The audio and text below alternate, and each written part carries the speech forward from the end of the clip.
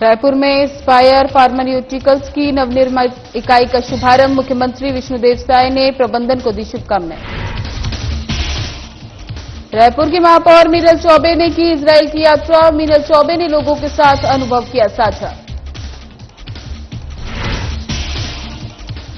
कोड़ागांव में डीएम ने भारत माला twin tunnel का किया अवलोकन। डीएम ने निर्माण कार्य की प्रगति की ली जानकारी।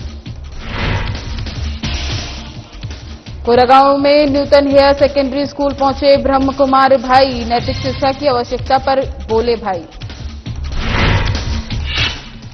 बीजापुर में माओवादी मासूम बच्चे को बना रहे निशाना। आईईडी की चपेट में आया 16 वर्षीय बालक।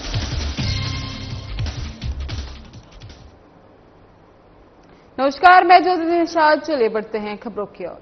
मुख्यमंत्री विष्णुदेव साय ने नवा रायपुर के सेक्टर 5 स्थित स्पायर फार्मास्यूटिकल्स की नवनिर्मित इकाई का भव्य शुभारंभ किया।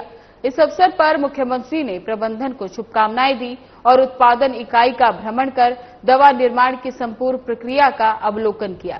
वहीं सीएम साय ने कहा कि कोविड के कठिन दौर में दवाइयों की किल्लत को देखते हुए इस इकाई के निर्माण का सपना देखा गया था और आज वो साकार हुआ। उन्होंने कहा, जब पूरी दुनिया कोविड के संकट से जूझ रही थी, तब भारत ने स्वदेशी वैक्सीन विकसित कर एक मिसाल कायम की। मुख्यमंत्री साय ने कहा कि फार्मास्यूटिकल्स की इकाई का शुभारंभ प्रदेश के औद्योगिक विकास की दिशा में एक महत्वपूर्ण कदम है। वहीं विधानसभा अध्यक्ष डॉक्टर रमन सिंह ने कहा कि प्रदेश के फार्मास्यूटिकल सेक्टर में ये एक महत्वपूर्ण और प्रेरणादायक शुरुआत है।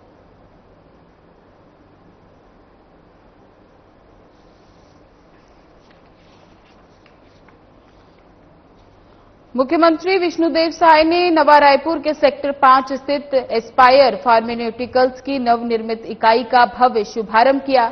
इस अवसर पर मुख्यमंत्री ने प्रबंधन को शुभकामनाएं दी और उत्पादन इकाई का भ्रमण कर दवा निर्माण की संपूर्ण प्रक्रिया का अवलोकन किया।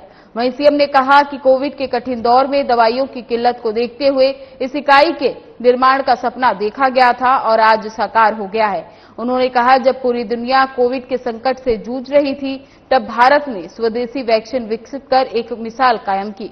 मुख्यमंत्री साय ने कहा कि फार्मास्यूटिकल्स की इकाई का शुभारंभ प्रदेश के औद्योगिक विकास की दिशा में एक महत्वपूर्ण कदम है।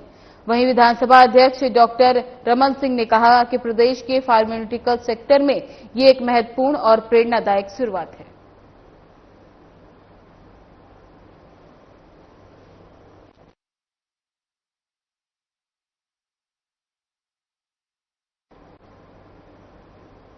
नगर पालिका निगम रायपुर की महापौर मीनल चौबे का कहना है कि इजरायल की हालिया यात्रा उनके लिए एक अविश्वसनीय और महत्वपूर्ण अनुभव रहा। इजरायल की तकनीकी श्रेष्ठता, विशेषकर उनके म्यूनिसिपल कॉर्पोरेशन और मुनी एक्सपो में प्रदर्शित उच्च तकनीक मशीनों को देखकर मैं चकित थी। ये दर्शाता है कि कैसे नवाचार को शहरी जीवन और सुरक्षा में एकीकृत किया जा सकता है। इस दौरान इजरायल के प्रधानमंत्री का संबोधन सुनने को भी मिला। विदेश मंत्री इजरायल में अमेरिकी राजदूत और स्थानीय सरकार ने आपातकालीन प्रक्रिया और सामुदायिक विकास में अपने अनुभवों को साझा किया। यात्रा के दौरान ऐतिहासिक शहर जेरूसलम के भ्रमण का अवसर मिला। मैंने होलोकॉस्ट म्यूजियम में मानवीय त्रासदी की गहराई को महसूस किया। इसके साथ ही मीनल चौबे ने अविश्वसनीय यात्रा के लिए प्रधानमंत्री और मुख्यमंत्री विष्णुदेव साय का आभार व्यक्त किया।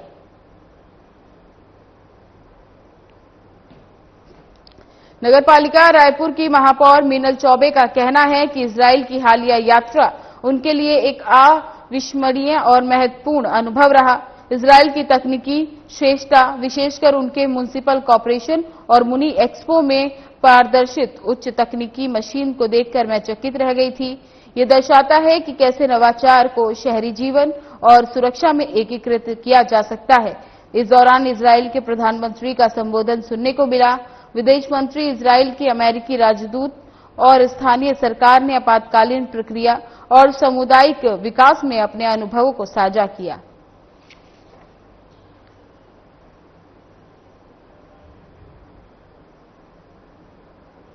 कोड़ागांव में कलेक्टर नुपुर शिपन्ना ने आज भारत माला परियोजना के तहत निर्माणाधीन रायपुर विशाखापट्टनम एक्सप्रेसवे पे जिला के बड़े राजपुर अंतर्गत ग्राम कोसमी में बन रहे ट्विन टनल का अवलोकन किया।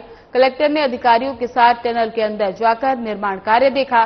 बता दें कि कलेक्टर नुपुराशी पन्ना ने संबंधित निर्माण एजेंसियों से कार्य की प्रगति की विस्तृत जानकारी ली और गुणवत्तापूर्ण कार्य के साथ निर्माण कार्य के दौरान सभी कर्मचारी सुरक्षा मानकों का पालन सुनिश्चित करने को कहा। साथ ही दुर्घटना और आपातकालीन स्थिति में एम्बुलेंस, फायर सेफ्टी के लिए भी निर्देश दिए। इस दौरान एसडीएम केशकाल अंकित चौहान सहित अन्य अधिकारीगण उपस्थित रहे।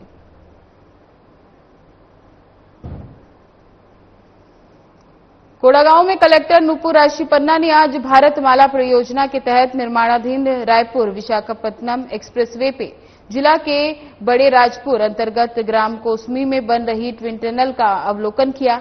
कलेक्टर ने अधिकारियों के साथ टनल के अंदर जाकर निर्माण कार्य को देखा। बता दें कि कलेक्टर नुपुराशी पन्ना ने संबंधित निर्माण एजेंसियों से कार्य की प्रगति की विस्तृत जानकारी ली और गुणवत्तापूर्ण कार्य के साथ निर्माण कार्य के दौरान सभी कर्मचारी सुरक्षा मानकों का पालन सुनिश्चित करने को कहा।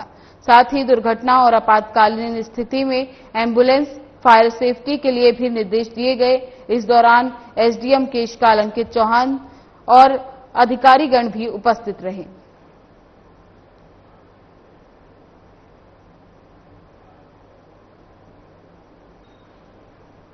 माउंट आबू राजस्थान से पधारे हुए प्रजापति ब्रह्म कुमारी ईश्वरीय विश्वविद्यालय के राजयोगी ब्रह्म कुमार भगवान भाई ने नूतन हायर सेकेंडरी स्कूल में आधार मुक्त समाज के लिए नैतिक शिक्षा की आवश्यकता विषय पर कहा कि जिला धमतरी समाज में बढ़ती हिंसा और अपराध एक चिंतनीय विषय है। नैतिक शिक्षा द्वारा अपराध मुक्त समाज का निर्माण किया जा सकता है। नैतिक शिक्षा की कमी ही वर्तमान समय सभी अपराधों के मूल कारण है। हम विकसित देशों के लाइन में जाने की कल्पना कर रहे हैं, देश को विकसित बनाने में लगे हुए हैं, लेकिन समाज में हो रहे युवाओं द्वारा अपराध, जिससे भावी समाज, देश और विश्व की स्थिति किसी भी से छिपी नहीं है। वर्तमान का युवा भावी समाज है। अगर भावी समाज को अपराध मुक्त बनाना चाहते हैं तो वर्तमान के युवाओं को नैतिक शिक्षा द्वारा अपराध मुक्त, सांस्कृतिक और सशक्त बनाने की आवश्यकता है।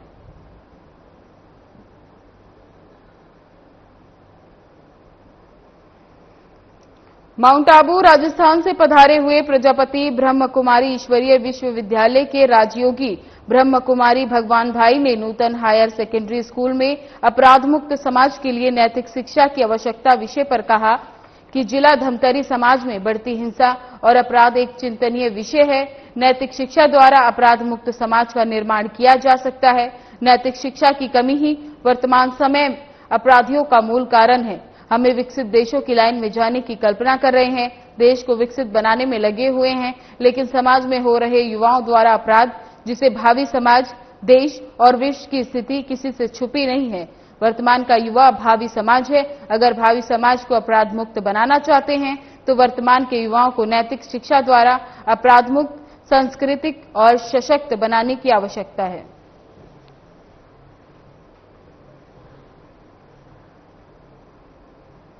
कोड़ागांव में सड़क मार्ग पर घुमतू पशुओं के कारण होने वाली घटनाओं की रोकथाम के उद्देश्य से पशुओं की रेडियम बेल्ट लगाने का कार्य निरंतर जारी है। यह अभियान सड़क सुरक्षा की दिशा में एक अहम पहल के रूप में संचालित किया जा रहा है।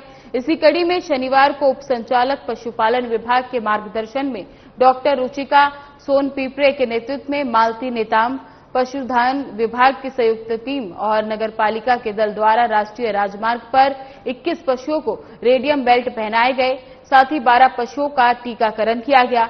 पशुपालन विभाग से प्राप्त जानकारी के अनुसार जिले में अब तक लगभग 800 पशुओं को रेडियम बेल्ट पहनाया जा चुका है, जिनमें से वर्ष 2025 में अब तक 70 पशुओं को बेल्ट लगाए गए हैं। ये प्रयास सड़क दुर्घटना को कम करने के साथ साथ पशुओं की सुरक्षा सुनिश्चित करने में सहयोग सिद्ध होगा।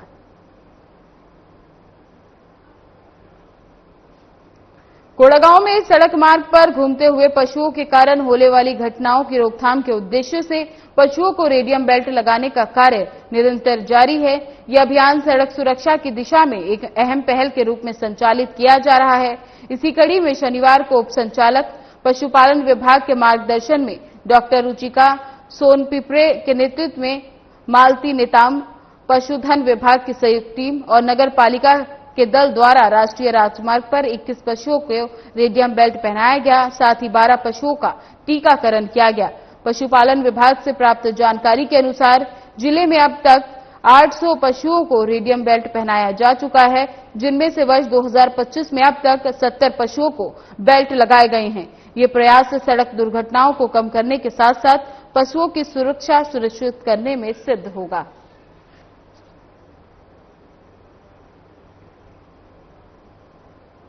कोड़ागांव में अतिरिक्त पुलिस अधीक्षक कैलाशेंद्र देव पटेल और अनुविभागीय अधिकारी पुलिस अभिनव उपाध्यक्ष के निर्देश पर आज बालिका छात्रावास उरंद्रा बेड़ा जाकर बालिकाओं को यातायात के नियमों का पालन करने के लिए कार्यक्रम का आयोजन हुआ, जहां पुलिस ने 18 वर्ष पूर्व होने पर ड्राइविंग लाइसेंस बनाकर वाहन चलाने, साइबर अपराध से बचने, गुड टच, बैड टच और प्रतियोगी परीक्षा की तैयारी करने की समझाइश दी।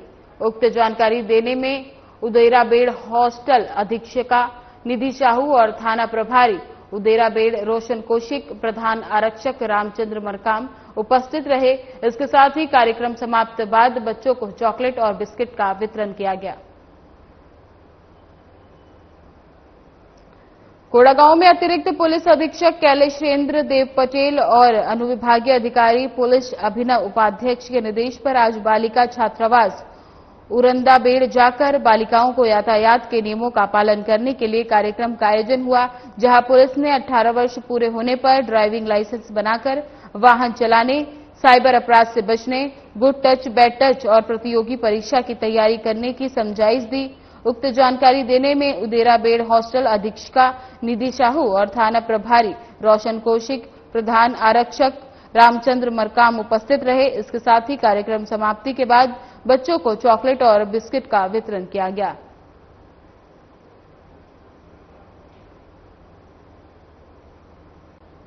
कोड़ा पंडगू निवासी ग्रामीण जंगल में गाय चराने गया हुआ था। इस दौरान माओवादी द्वारा पूर्व से लाए गए प्रेशर आईईडी की चपेट में आने से 16 वर्षीय बालक के पैर में गंभीर चोट आ गई।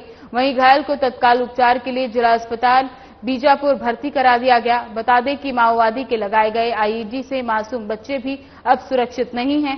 हिंसा और भय फैलाने के लिए माओवादी अब मासूम बच्चों को अपना निशाना बना रहे हैं।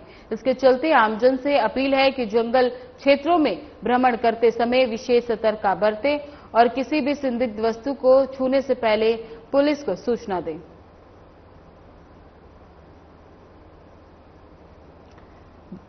कोड़ा पंडगू निवासी ग्रामीण जंगल में गाय चराने गया हुआ था। इस दौरान माओवादी द्वारा पूर्व से लगाए गए प्रेशर आईईडी की चपेट में आने से 16 वर्षीय बालक के पैर में गंभीर चोट आई। वहीं घायल को तत्काल उपचार के लिए जिला अस्पताल बीजापुर भर्ती कराया गया। बता दें कि माओवादी के लगाए गए आईईडी से मासूम बच्चे अब सुरक्षित नहीं हैं। हिंसा और भय फैलाने के लिए माओवादी अब मासूम बच्चे को अपना निशाना बना रहे हैं। इसके चलते आमजन से अपील है कि जंगल क्षेत्रों में भ्रमण करते समय विशेष सतर्कता बरतें और किसी भी संदिग्ध वस्तु या गतिविधि की जानकारी तुरंत पुलिस थाना या निकटतम सुरक्षा कैंप को दें।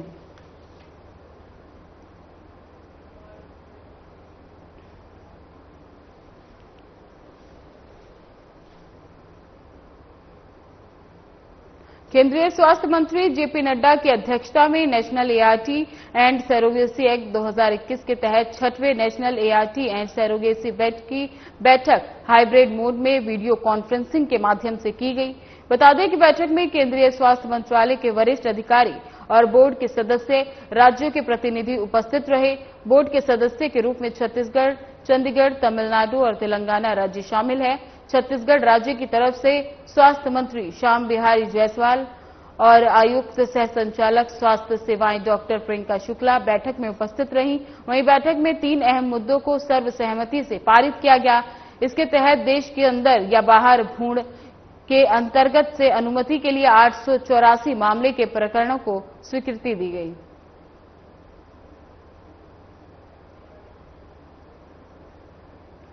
छत्तीसगढ़ में शराब घोटाले को लेकर लगातार चल रहे ईडी की कार्रवाई को लेकर उप मुख्यमंत्री और विकास मंत्री अरुण साव ने बयान दिया, जहां उन्होंने कहा कि ईडी की कार्रवाई पर कांग्रेस का आरोप निराधार है और बेबुनियादी है।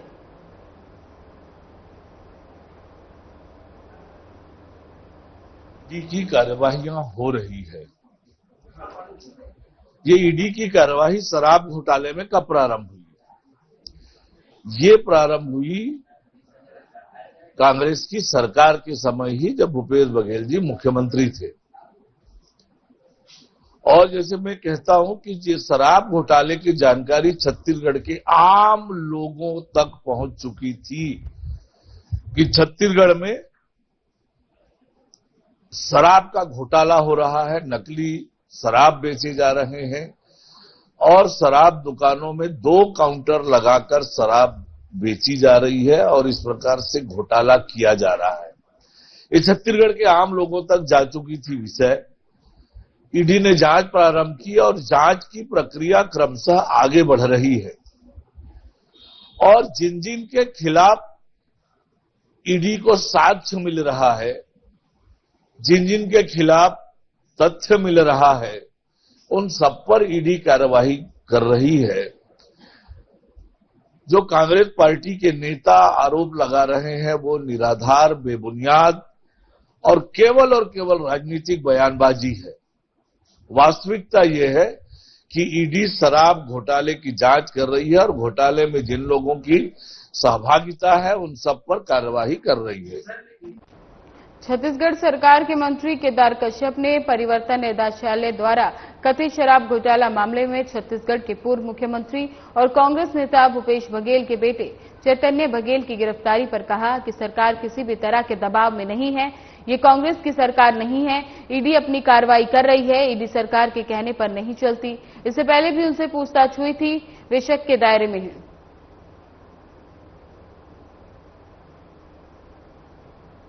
तरीके से सरकार किसी भी तरीके से कोई दबाव में नहीं है और ये विष्णुदेव साय जी की सरकार है, ये कांग्रेस की सरकार नहीं है।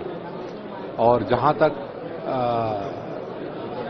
ईडी की कार्रवाई की मामला है तो ईडी अपनी कार्रवाई कर रही है। ईडी कोई ये तो नहीं है कि सरकार के कहने पे चले। और इससे पहले भी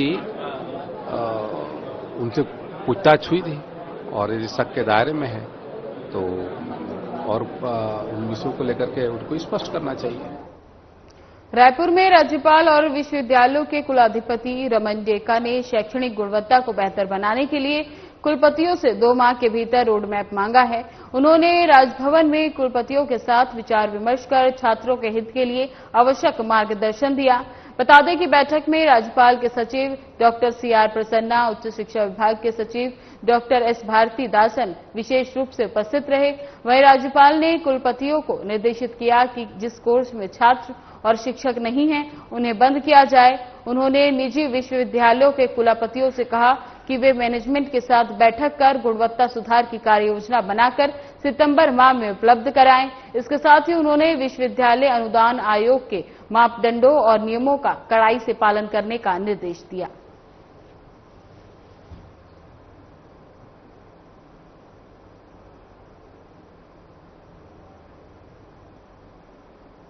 रायपुर के जिला अस्पताल पिंडरी में थैलेसीमिया से जूझ रहे मासूम बच्चे के लिए प्रोजेक्ट जीवन के अंतर्गत निःशुल्क परामर्श और उपचार के लिए विशेष शिविर का आयोजन किया गया। मुख्यमंत्री विष्णुदेव साय के मार्गदर्शन और कलेक्टर डॉक्टर गौरव कुमार सिंह के नेतृत्व में आयोजित इस शिविर का उद्देश्य उन बच्चों को राहत देना है जो थैलेसीमिया जैसी गंभीर बीमारी के कारण लगातार रक्त चढ़वाने को विवश हैं। बता दें कि शिविर के माध्यम से ऐसे बच्चों को मुफ्त इलाज दिया गया। साथ ही शिविर में देश के प्रतिष्ठित अस्पताल Fortis memorial research institute Gurugram से अस्थि मज्जा प्रत्यारोपण विशेषज्ञ डॉक्टर विकास दुआ और रक्त विकार विशेषज्ञ और आर्कनोलॉजिस्ट डॉक्टर परमिंदर पाल सिंह ने अपनी विशेष सेवाएं दी। शिविर में 12 वर्ष से कम आयु के थैलेसीमिया पीड़ित बच्चों का निःशुल्क प्रशिक्षण, परामर्श और उपचार किया गया। साथ ही मरीजों और उनके परिजनों को थैलेसीमिया की रोकथाम, लक्षण और उपचार के बारे में विस्तार से जानकारी दी गई।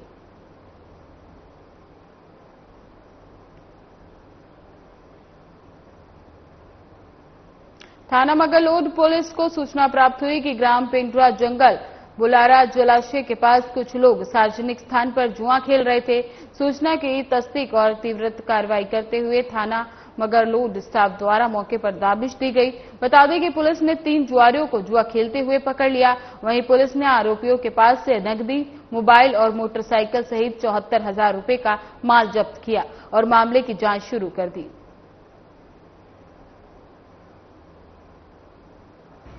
पुलिस अधीक्षक महोदय के द्वारा जुआ और अवैध शराब पे लगातार कार्रवाई करने हेतु निर्देशित किया गया था। इसी तारतम्य में मगरलोड थाना के स्टाफ के द्वारा एक जुआ पे कार्रवाई की गई है। इसमें 3 आरोपियों को गिरफ्तार किया गया है। इसके उसमें लगभग 14,500 रुपये नकद, 3 मोबाइल और 3 मोटरसाइकिल बरामद हुई है। कुल 75,000 रुपये की कार्रवाई की गई है। बलरामपुर जिले के शंकरगढ़ थाना क्षेत्र से मामला सामने आया है, जहां ग्राम पंचायत महुवीडीह आश्रित ग्राम ललितपुर निवासी की केरा कछार नाला में संदिग्ध परिस्थितियों में व्यक्ति का शव मिलने से इलाके में हड़कंप मच गया। वहीं घटना की सूचना मिलने पर पुलिस ने मौके पर पहुंचकर शव को कब्जे में लेकर पोस्टमार्टम के लिए भेज दिया और आगे की जांच शुरू कर दी।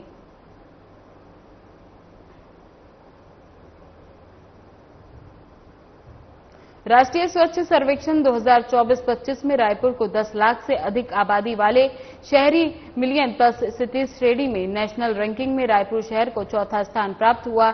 इसमें रायपुर शहर को 11,996 अंक निर्धारित मानकों के अनुरूप प्राप्त हुए। बता दें कि रायपुर शहर छत्तीसगढ़ राज्य का पहला स्टार 7 शहर बन गया है। रायपुर शहर की इस उपलब्धि और गौरव पर नई दिल्ली के विज्ञान भवन में रायपुर नगर पालिका निगम की और से राष्ट्रपति द्रौपदी मुर्मू और उप मुख्यमंत्री नगरीय प्रशासन एवं विकास मंत्री अरुण साव को पुरस्कार दिया गया।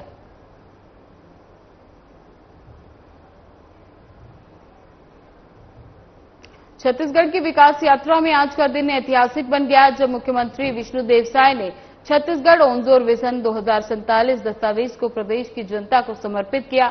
नवा रायपुर अटल नगर में आयोजित भव्य कार्यक्रम में राज्य मंत्रिमंडल के सदस्यगण, नीति आयोग, भारत सरकार, विषय विशेषज्ञ, जनप्रतिनिधि और वरिष्ठ अधिकारी उपस्थित रहे।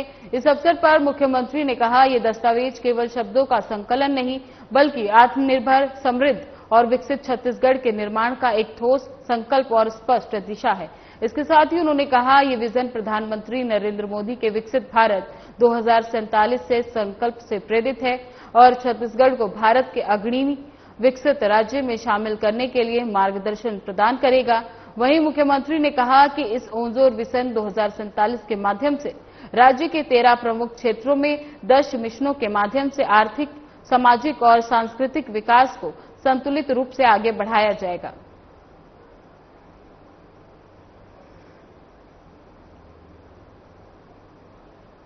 रायपुर में मुख्यमंत्री विष्णुदेव साय ने अपने निवास परिसर में मैदानी स्वास्थ्य अमले के लिए 151 वाहनों को हरी झंडी दिखाकर विभिन्न जिलों के लिए रवाना किया। इस अवसर पर उन्होंने कहा कि इन वाहनों के माध्यम से बस्तर और सिरगुजा क्षेत्र के सुदूर अंचलों में भी लोगों को समय पर प्रभावी उपचार मिल सकेगा। ये स्वास्थ्य छत्तीसगढ़ की दिशा में एक सशक्त पहल सिद्ध होगी।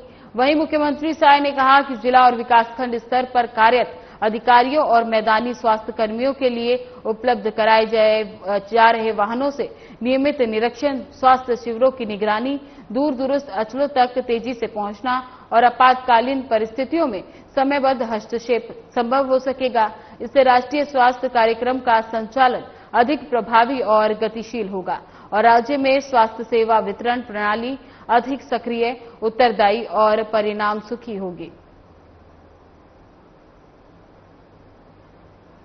हमारे प्रदेश के ऊर्जावान स्वास्थ्य मंत्री श्री श्याम बिहारी जायसवाल जी के नेतृत्व में, उनके मार्गदर्शन में हमारा स्वास्थ्य विभाग पिछले 1.5 वर्षों में बहुत अच्छा काम कर रहा है।